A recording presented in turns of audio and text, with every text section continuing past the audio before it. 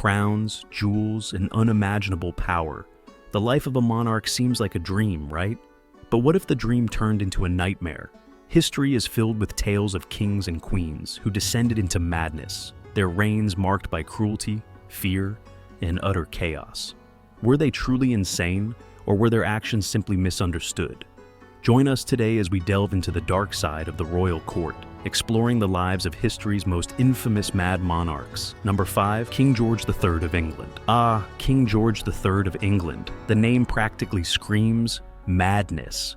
This monarch, who reigned from 1760 to 1820, witnessed the loss of the American colonies, a historical low point, to say the least. But what many don't know is that King George III's reign was marred by something even more dramatic: his own mental illness. Now, history buffs might recognize the name from the famous film, The Madness of King George. And let me tell you, the movie title doesn't lie. King George III most likely suffered from porphyria, a hereditary disease that also plagued Mary, Queen of Scots. But with a king on the throne, illness wasn't just a personal struggle, it was a national crisis. How do you handle a ruler who's become increasingly irrational? Well, that's exactly what England grappled with when King George III fell ill in 1788. His prime minister, the brilliant William Pitt the Younger, and even the Queen herself were forced to take over the reins of government. Later, his son even stepped in as regent. As King George III's mental state deteriorated, his isolation grew. He spent his final years confined to his chambers at Windsor Castle, a far cry from the grandeur befitting a king.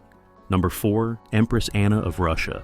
Forget diamonds and tiaras, folks. This empress preferred something a little chillier. Meet Anna, the Ice Queen of Russia. Ruling from 1730 to 1740, Anna wasn't exactly born with a silver crown on her head. Nope. She was handpicked by a group of advisors who thought they could control her. Big mistake. Little did they know, Anna was a woman with a spine of steel and a heart. Well, let's just say it wasn't known for warmth. One of her first moves? Reinstating the secret police. Because who needs friends when you have fear as your loyal companion? She quickly gained the favor of the royal guards, solidifying her power and setting the stage for a decade of, shall we say, interesting rule. Now, hold on to your fur hats, because Anna's brand of revenge was as cold as the Siberian winter itself.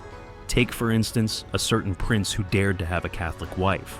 Not exactly a crime punishable by death, but in Anna's world, it was close. Anna, in a display of what some might call extreme pettiness, decided to marry this poor prince, to her maid.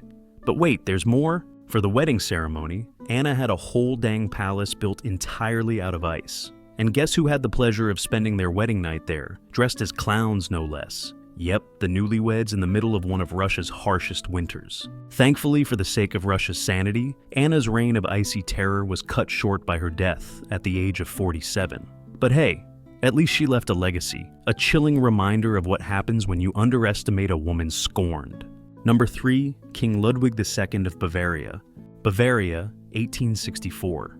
A young king named Ludwig II ascends the throne. But unlike most monarchs, Ludwig wasn't driven by conquest or political ambitions. No, Ludwig dreamt of a different kind of kingdom, one built on fantasy and escape. Ludwig was painfully shy, a stark contrast to the public persona expected of a king. He found solace in the world of art, music, and most importantly, grand, fantastical castles. These weren't just buildings, they were his dreams taking shape, towering testaments to his imagination. But Ludwig's obsession with these architectural marvels came at a heavy price. He poured his personal fortune into their construction, neglecting his royal duties and leaving the state treasury in a precarious position. Whispers turned to accusations. In 1866, whispers of insanity began to swirl around the king. Ironically, the doctor who declared him unfit to rule had never even examined him. Was Ludwig truly mad? Or was he simply a dreamer misunderstood, a king who preferred the company of swans to statesmen? The answer, sadly, remains shrouded in mystery. On a fateful day in 1886, Ludwig was deposed by his own uncle, who may have been motivated by a thirst for power rather than genuine concern for the king's mental state. Just a day later, Ludwig and the doctor who declared him insane were found dead in a lake under mysterious circumstances. Ludwig II, the Swan King, became a tragic figure, a reminder of the clash between dreams and reality, and the dangers of ambition, both personal and political. Number 2, Ivan IV, Tsar of Russia. Ivan IV of Russia, a name synonymous with terror and bloodshed. But before the reign of fear, there was a boy named Ivan who witnessed unimaginable cruelty. Orphaned by 7, young Ivan was left at the mercy of power-hungry elites who transformed the palace walls into his personal prison. Abuse became his reality, his innocence stolen, replaced by seeds of rage and darkness. And what twisted fruit did those seeds bear?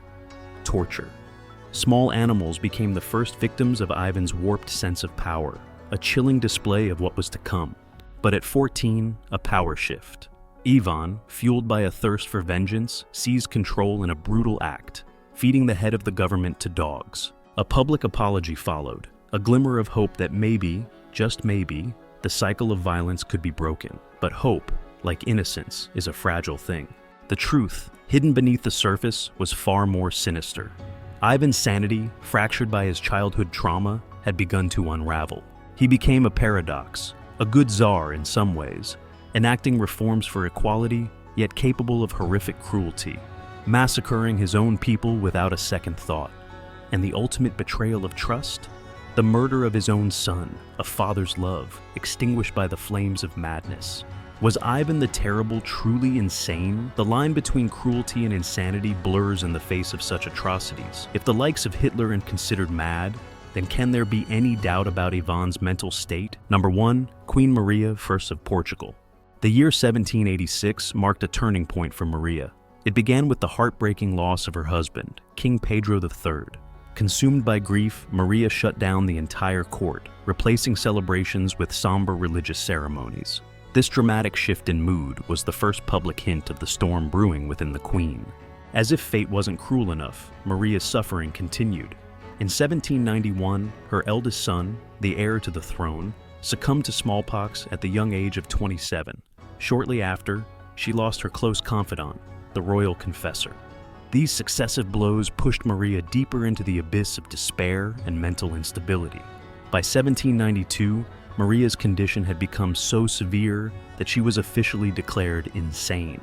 Interestingly, the doctor who treated her was the same one who treated another famous monarch, King George III of England. The doctor even suggested taking Maria to England for treatment, but the Portuguese court refused, determined to keep their queen close. With the queen incapacitated, a young prince named John stepped up. Though not officially titled Prince Regent until 1799, he assumed control of the government. Meanwhile, Maria retreated further into her own world, confined to her chambers in the Calu's palace. Imagine this, a magnificent palace filled with echoing screams. That was the chilling reality of Calu's after a fire forced the court to move there. Maria remained locked away, her screams a constant reminder of the once powerful queen, now lost to madness. Maria's story ends in 1816, far from Portugal, in a convent in Rio de Janeiro, Brazil. Her reign, which began with such promise, was ultimately overshadowed by mental illness and a series of devastating personal tragedies. All right, folks, that's all the ruler-induced insanity we have for you today. Remember, a little eccentricity is one thing, but full-blown crazy, not a good look for a leader. If you enjoyed this wild ride through history's most unhinged rulers, be sure to smash that like button and subscribe for more wacky historical adventures. And hey, if you know of any rulers we missed who deserve a spot on our truly insane list, hit us up in the comments.